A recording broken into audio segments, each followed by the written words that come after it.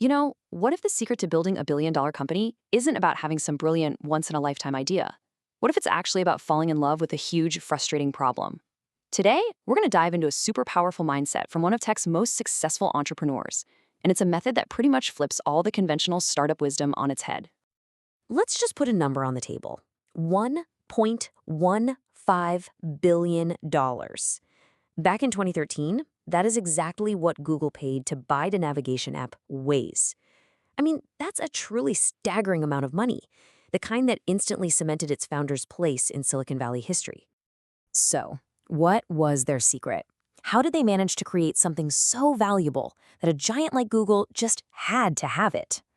Well, I can tell you, it wasn't just a clever algorithm or a slick-looking app.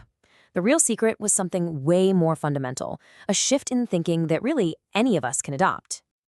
It all came down to a deep, relentless obsession with solving one single universal problem. Not a fascination with their own solution, which is where so many people go wrong, but a genuine love for the problem itself. And that small shift in focus, that's what makes all the difference between an app nobody remembers and a billion-dollar payday. So this whole idea brings us to the architect of this philosophy, Uri Levine, the co-founder of Waze. His entire approach is built on one core, kind of counterintuitive idea. See, Levine's whole point is that way too many entrepreneurs fall in love with their solution, right? They build a really clever product, and then they go looking for a problem it might fix. He says that's completely backwards. The passion, the drive, the resilience you need to build something great, all of that has to come from an obsession with the problem. Okay, so this all sounds great in theory, but let's get practical. How do you find a problem that's actually worth falling in love with? I mean, where do billion-dollar ideas even come from? Well, for Levine, they often begin with a deep personal frustration. The idea for Waze, for example, was born directly from his own absolute hatred of being stuck in traffic. He felt that pain, he realized millions of other people felt the exact same way, and boom, that's where the opportunity sparked. But here's the key. It can't just be your own personal pet peeve. It has to be a big problem. And the real test is this. When you describe the issue to someone, do they immediately nod their head and go, "Oh, yes, I have that exact problem"? If you get that instant recognition, you might just be onto something huge.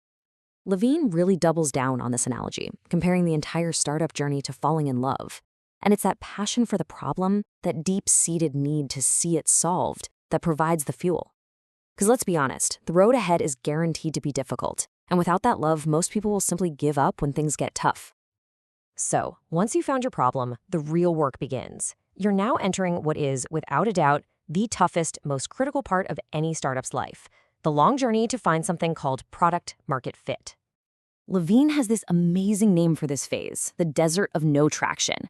And that's exactly what it feels like. It's that long, painful period where it feels like nothing you do is working. You're building, you're launching, but you're just not getting that user engagement you need. This is where your passion for the problem is really put to the test. And that's because the journey is failure. It's just a continuous series of experiments. You try one thing, it fails, you learn something really important, and you try again. Success isn't about avoiding failure. It's about learning from it faster than anyone else. Your love for the problem is what keeps you focused on the goal, not on the setbacks. The entire goal of surviving this desert is to find what's known as product market fit, or PMF for short. This is the holy grail. It's that magical turning point when you finally built something that people genuinely need and find so much value in that they use it over and over and over again. And Levine he's brutally honest about its importance. This isn't just another business school buzzword. For a startup, it's a matter of life and death. If you don't find product market fit, you will run out of money, your team will lose faith, and your company will fail. Period. So how do you even know if you found it? It's not about hype or downloads or press mentions. The one and only metric that truly matters is retention. Are people coming back day after day, week after week? If they are, you're creating real value. If they're not, you have what's called a leaky bucket, and you haven't found PMF yet.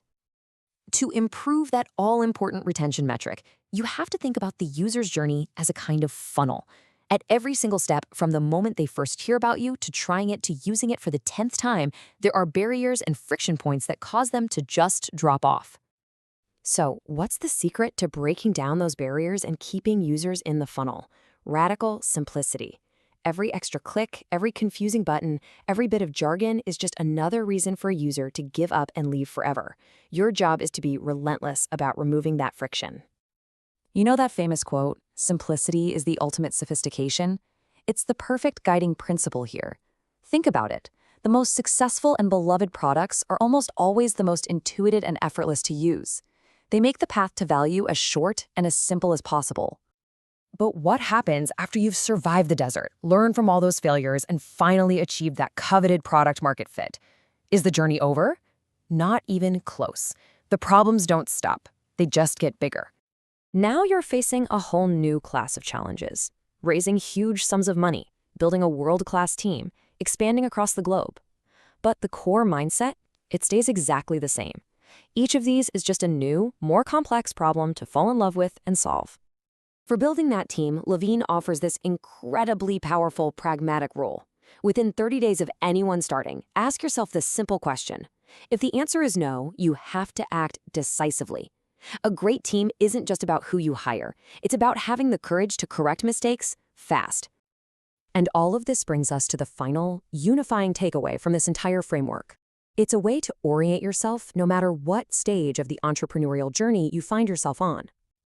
At the end of the day, the problem is your compass. When you're lost in that desert of no traction, it points you toward what your users actually need. When you're trying to raise money, it becomes the story that inspires investors. And when you're scaling, it helps you decide what to build next. Your obsession with the problem is your true north.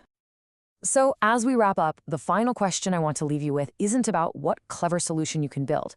It's about what problem you simply can't stop thinking about. What frustration in your world or the world at large is so significant that you'd be willing to dedicate yourself to solving it? What problem will you fall in love with?